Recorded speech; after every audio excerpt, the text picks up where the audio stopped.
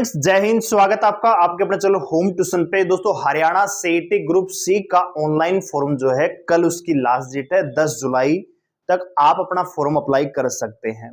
लेकिन दोस्तों, फिलहाल जो बच्चों के सामने समस्या है वो है सीईटी मेंस एग्जाम, क्योंकि जिस प्रकार से सरकार का रवैया है, जो एचएससी का रवैया है, उसमें क्लियरली मेंशन है कि पोस्ट वाइज 4 गुना बच्चों को मेंस एग्जाम में बुलाया जाएगा, ना कि ग्रुप वाइज, और ना ही क्वालिफाई होगा। अब कल दोस्तों 8 जुलाई को जो हमारे युवा साथी जो प्रतिनिधियों से मिले हैं, तो उनसे रिव्यू इन्होंने लिया है और सरकार के जो नुमाइंदे हैं, प्रतिनिधि, उन्होंने बताया है कि भैया आप हाई कोर्ट में जाइए। अगर हाई कोर्ट अगर ये कह देता कि सीईटी क्वालिफाई सभी बच्चों को मौका दीजिए, तो हम आप लोगों को मौका दे देंगे। इसमें हमारी तरफ से कुछ भी नहीं किया जा सकता। तो ऐसे में दोस्तों, हरियाणा के जो युवा हैं जो इस आंदोलन में एक प्रकार से शामिल हैं, वो आज हाई कोर्ट में आज या कल जो केस आपका फाइल हो जाएगा।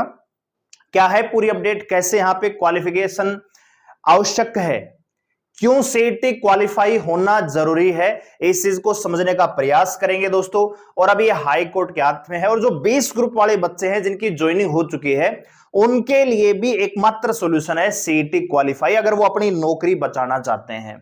तो पूरी वीडियो को ध्यान से देखिएगा। अगर आप चैनल पे नए हैं, चैनल को सब्सक्राइब कर लीजिए, बेल आइकन प्रेस कीजिए, और वीडियो अगर आपको अच्छी लगती है तो वीडियो लाइक करके एप्रिशिएट जरूर करिएगा। तो आइए दोस्तों समझते हैं। पहले हम ये समझते हैं कि सीईटी क्वालिफाई क्यों आवश्यकता है, मतलब इसकी आवश्यकता क्यों है। तो जैसे मान लीजिए वैकेंसी है भैया कलरक की, ठीक है, और इसमें मान लेते हैं भैया वैकेंसी 2000 है। इसी प्रकार मान लीजिए पटवारी है भैया, तो पटवारी की वैकेंसी भी हम मान लेते हैं कि भैया 1000 वैकेंसियां हैं, ठीक है। इसी प्रकार मान लीजिए टैक्सेशन इंस्पेक्टर की एक प्रकार से मान लेते हैं कि यहां पे 1000 वैकेंसियां है, तो नहीं, एग्जाम्पल के तौर पे हम मान लेते हैं। अब होगा क्या, सरकार जो कह रहे कि पोस्ट वाइज 4 गुना बुलाएंगे, यानी कलरक के लिए 4 गुना, तो कितने बच्चे हुए दोस्तों, 8000 बच्चे हुए। पटवारी के लिए 4 गुना कितने हुए दोस्तों, 4000 बच्चे हुए। इसी प्रकार इंस्पेक्टर के लिए कितने हुए दोस्तों, 4000 बच्चे हुए। कुल मिला के 8 4 12 और 4 16,000, टोटल 16,000 बच्चे नहीं होंगे दोस्तों। इसका मतलब यह है कि हर पोस्ट के लिए 4 गुना बच्चे बुलाए जाएंगे, हर कैटेगरी के 4 गुना। अब इसमें होगा क्या कि एक बच्चा है जिसके मान लीजिए 75 नंबर स्कोर है, यह बच्चा क्या है, हर किसी में यहां पे मूवमेंट कर रहा है, यानी इसका नाम हर लिस्ट में आएगा। ये पटवारी के लिए एलिजिबल होगा, ये कलरक के लिए भी होगा, ये ग्राम सचिव के लिए भी होगा, ये इंस्पेक्टर के लिए भी होगा, ये कनाल पटवारी के लिए भी होगा। यानी एक ही बच्चा मल्टीपल कैटेगरी में घूमता रहेगा। इससे अच्छा सॉल्यूशन क्या हो सकता है दोस्तों, वो ये हो सकता है कि टोटल वैकेंसियां कितनी है, 4000, तो 4000 का 4 गुना बुलाइए, ओवरऑल 16,000 बच्चे बुलाइए। अब इसमें फर्क क्या है दोस्तों, इन 16,000 में कम से कम दोस्तों 4000 बच्चे ऐसे होंगे, 4000 नहीं तो कम से कम 2000 बच्चे ऐसे होंगे जो मल्टीपल रिपीट हो रहे होंगे। और इसमें क्या होगा, 2000 के बच्चे नए बच्चे आ सकते हैं, तो कट ऑफ थोड़ी और डाउन जा सकती है। जैसे पहले जो ग्रुप 56 का मेंस एग्जाम हुआ था, तो पहले सरकार ने ऐसे ही किया था कि जर्नल के अनुसार, जर्नल के बराबर लाने के लिए बाकी कैटेगरियों को जो बच्चे थे उनको बढ़ा दिया था, ठीक है। तो कट ऑफ उस समय ज्यादा थी, मतलब कट ऑफ कम थी, बच्चे उसमें ज्यादा अपीयर हो रहे थे। लेकिन इस बार तो पॉलिसी पूरी चेंज कर दी, ये कह रहे हैं कि जी हम तो पोस्ट वाइज ही बुलाएंगे। अब मान लीजिए पोस्ट है भैया, किसी वैकेंसी की 400 वैकेंसी है किसी कैटेगरी की, तो 4 चौक 1600 बच्चे बैठेंगे, ठीक है। और ये ओवरऑल नहीं होगा, जो टॉपर होगा वो बुला लिया जाएगा, ठीक है। अब एक चीज समझिए दोस्तों, जैसे मान लीजिए मैंने सुबह भी आपको एग्जाम्पल दिया था, एसएससी कांस्टेबल जीडी, आप जानते होंगे क्या होता है। कांस्टेबल जीडी की वैकेंसी निकल के आती है, नोटिफिकेशन में क्लियरली मेंशन होता है कि फिजिकल के लिए हम 7 से 8 गुना बच्चों को बुलाएंगे। क्लियर होगी बात। अब एसएससी क्या लेती है, रिटन एग्जाम लेती है, ठीक है जी, एक मेरिट बनाती है, ठीक है जी। अब जो बच्चा उस मेरिट को पार करेगा वो रिटन एग्जाम क्वालिफाई माना जाएगा, ठीक है। बात आ रही समझ में। अब मान लीजिए कि एसएससी अगर ये कहे कि ये जो 7 से 8 गुना बच्चे हमने पास किए हैं ना, जो रिटन एग्जाम में जिन्होंने पास किया, इनके भी 3 गुना 4 गुना बच्चे ही आगे बुलाए जाएंगे।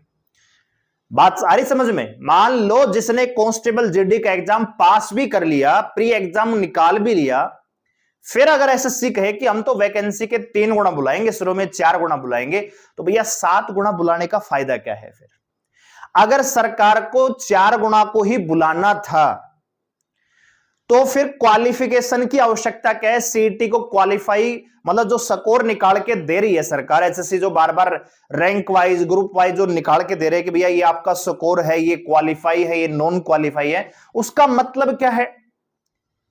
जितने बच्चे सीईटी प्री एग्जाम में बैठे हैं सबके 4 गुना के आधार पर मेरिट बना दीजिए कि ये बच्चे होंगे जो मेरिट में बैठेंगे, ये मेंस में बैठेंगे, बाकी अपने अगले सीईटी की तैयारी करो। इतना ड्रामा करने की आवश्यकता क्या है? सेम चीज एसएससी सीजीएल में लागू होती है। भैया जो एग्जाम प्री एग्जाम क्वालिफाई कर चुका है बच्चा, क्या वो मेंस के लिए अपीयर नहीं होगा?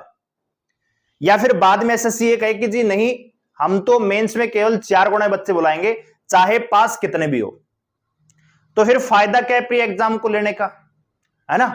तो सेम सिचुएशन हरियाणा में बनी हुई है दोस्तों, कि सरकार को भी यह समझ में नहीं आ रहा है कि कैसे क्या करना सही रहेगा, कौन सी चीज जो कौन सी पॉलिसी है वो लीगल हो सकती है, कैसे बुलाएं कि ज्यादा से ज्यादा एक समुदाय को हम खुश करें, युवाओं को थोड़ा सा अपनी तरफ खींच सके दोस्तों। लेकिन सरकार भी यहां पे कहीं ना कहीं थोड़ा सा कटघरे में नजर आ रही है कि उनके पास भी क्लियरली ये लीगल पॉइंट नहीं है कि हम ऐसे बुलाने वाले हैं। ये क्लियर बोला है सरकार ने कि हम सीईटी क्वालिफाई नहीं कर सकते, आप यानी जो युवा हैं, जो छात्र हैं, आप जाइए हाई कोर्ट में रिव्यू पिटीशन दायर कीजिए। अगर हाई कोर्ट बोलता है कि सीईटी क्वालिफाई हो जाएगा, यानी सभी को मौका दीजिए, तो हम बुला लेंगे।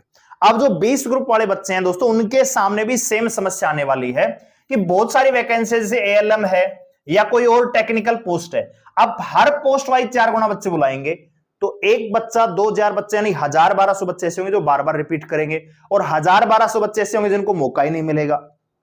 ठीक है, तो इससे होगा क्या कि जो पुराने कैंडिडेट लगे हुए हैं, ज्वाइनिंग पे भी हैं, उनमें से भी बहुत सारे बाहर हो सकते हैं, क्योंकि 5 नंबर तो हट चुके हैं। ठीक है, अब जैसे मान लीजिए, मैं आपको एग्जांपल देता हूं बार बार कि 2 बच्चे हैं, इसके मान लीजिए 63 नंबर थे, इसके 60 नंबर थे, इसको 5 नंबर मिल रहे थे तो 65 पे हो रहा था, ये 63 पे था। अब भैया 5 नंबर का सुपड़ा साफ हो चुका है, तो ये तो भाई अपने घर बैठ जाएगा, ये बैठेगा मेंस एग्जाम में, तो आपको नुकसान है। इसलिए पहली चीज तो आप अपनी तैयारी शुरू कर दीजिए। दूसरा यह है कि सीईटी क्वालिफाई ही आपके लिए भी आखिरी रास्ता बनेगा दोस्तों, इसके अलावा कोई चारा नहीं है। बहुत सारे बच्चे जो 20 ग्रुप में ज्वाइनिंग कर चुके हैं, उनकी नौकरी जाने वाली है। अगर सरकार हाई कोर्ट के अनुसार नहीं चलती है, क्वालिफाई नहीं करेगी, तो 20 ग्रुप वाले बच्चे भी, बहुत सारे बच्चे घर बैठेंगे दोस्तों, ये कड़वी सच्चाई है। ठीक है, तो यहां पे ये मत समझना कि सीईटी क्वालिफाई भाई जिनके स्कोर कम है वही चाहते हैं, नहीं, ये एक पूरी तरह से असंवैधानिक है, इलॉजिकल है। ठीक है दोस्तों, इसमें कोई लॉजिक भी नहीं है कि ऐसे हम कर रहे हैं। और ये अपडेट आप देख सकते हो दोस्तों, सीएम से मिले सीईटी पास युवा, अब अदालत जाने की तैयारी। ठीक है, यहां पे आप देख सकते हो। इसके बाद प्रतिनिधि मुलाकात सीएम, इसके बाद मुख्यमंत्री से कुछ समय मिले, फिर प्रतिनिधि मुलाकात सचिवालय मुख्य सचिव से हुई। ठीक है, युवाओं का नेतृत्व करे हिसार के प्रवीण कुमार ने बताया कि सरकार की तरफ से अगले सीईटी में, मतलब ये तो अखबार में आ चुका है, सरकार कह रही कि सीईटी क्वालिफाई कर सकते हैं, लेकिन इस सीईटी को नहीं, अगले सीईटी को करेंगे। तो भैया अगले सीईटी में क्या होगा, किसने देखा है? भैया ये जो वर्तमान, इसको तो कर दो कम से कम। ठीक है, अब देखिए दोस्तों, अगले सीईटी में ऐसा करने पर विचार करने का आश्वासन मिल रहा है, लेकिन वे चाहते हैं, जो युवा है वो चाहते हैं कि जो सीईटी हो चुका है उसके सभी क्वालिफाइंग को मौका मिलना चाहिए। परवीन ने बताया कि वे इस मामले में पंजाब हरियाणा हाई कोर्ट में रिव्यू पिटीशन दायर करेंगे। ठीक है, तो रिव्यू पिटीशन जाएगी, अगर हाई कोर्ट एक्सेप्ट करता है, सुनवाई करता है जल्दी से जल्दी, और हाई कोर्ट अपने फैसले को थोड़ा सा रिव्यू करता है और ये जजमेंट देता है कि भैया जो सीईटी क्वालिफाई है उन सभी को मौका मिलना चाहिए, तो फिर सभी को मौका मिल जाएगा। यही आखिरी रास्ता है, आपको इस लड़ाई में बढ़ चढ़ के भाग लेना चाहिए। जो युवा साथी वहां पे आगे नेतृत्व कर रहे हैं उनका बैक से सपोर्ट करना चाहिए, फाइनेंशियली भी और वैसे भी दोस्तों। ठीक है, क्योंकि बहुत सारे लोगों को लगता है कि घर बैठे बैठे बिस्तर पे पड़े पड़े कमेंट करने से कुछ हो जाएगा, कुछ भी नहीं होगा। लड़ना पड़ेगा, आगे बढ़ना पड़ेगा, और यही मौका है। सरकार भी चाहती है कि युवाओं को ज्यादा से ज्यादा खुश किया जाए, मनाया जाए, ताकि अगले विधानसभा चुनाव में ज्यादा से ज्यादा फायदा लिया जा सके। और आपके पास भी अच्छा खासा मौका है कि एक सरकारी नौकरी अपने घर में आप लेके आ सके। यही बचे हुए 2-2.5 महीने का टाइम है। अगर अभी नहीं तो फिर कभी नहीं दोस्तों। अगला सीटी कब आएगा, कब फॉर्म भरवाए जाएंगे, कब पेपर होंगे, ये सीटी आपने देख लिया किस प्रकार का हाल है।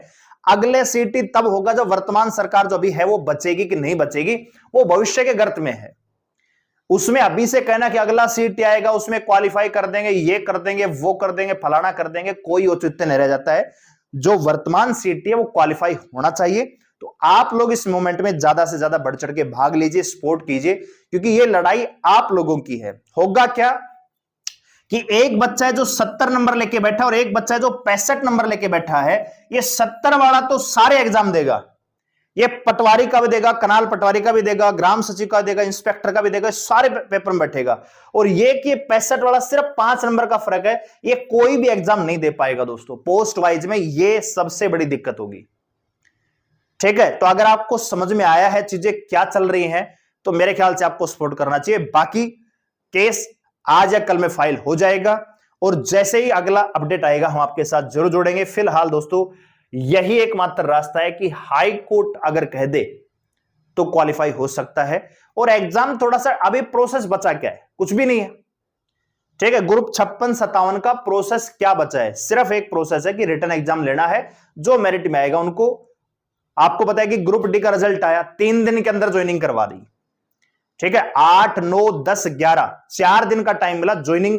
ग्रुप डी की 4 दिन के अंदर ज्वाइनिंग हो गई, जबकि 4 या 5 तारीख को रिजल्ट आया था। 4-5 मार्च को रिजल्ट आया था, 8 से लेके 11 मार्च तक ज्वाइनिंग, 4 दिन के अंदर ज्वाइनिंग हो चुकी है।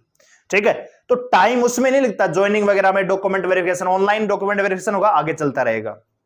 सबसे इंपॉर्टेंट है कि मौका किसको मिल रहा है। ठीक है दोस्तों, तो ये चीजें आगे की हैं, सिर्फ एक एग्जाम लेना है। अगर उसमें सभी को मौका मिलेगा तो सारे भाइयों को फायदा मिलेगा, हर किसी को अपनी किस्मत आजमाने का मौका मिलेगा। हो सकता है कि किसी का, क्योंकि पहले क्या था कि सीईटी ग्रुप सी आया, बहुत सारे लोग ऐसे हैं जिन्होंने सीरियस नहीं लिया कि यार ये तो ऐसे होगा, क्वालिफाई कर देंगे, सबको मौका मिलेगा, सिर्फ पास करना है।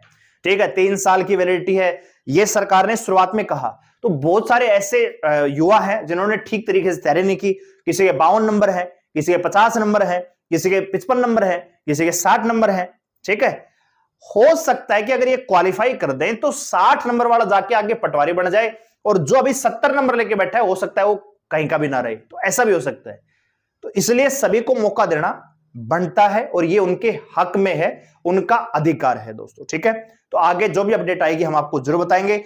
चैनल पे सब्सक्राइब कर लीजिए, चैनल को हमारे साथ जुड़े रहने के लिए बेल आइकन को प्रेस कर लीजिए, और वीडियो अच्छी लगे तो वीडियो को लाइक करके एप्रिशिएट जरूर करिएगा। और आपको क्या लगता है कि सीईटी क्वालिफाई होना चाहिए कि नहीं होना चाहिए, आपका जो भी विचार है कमेंट सेक्शन में जरूर बताइएगा। धन्यवाद, जय हिंद।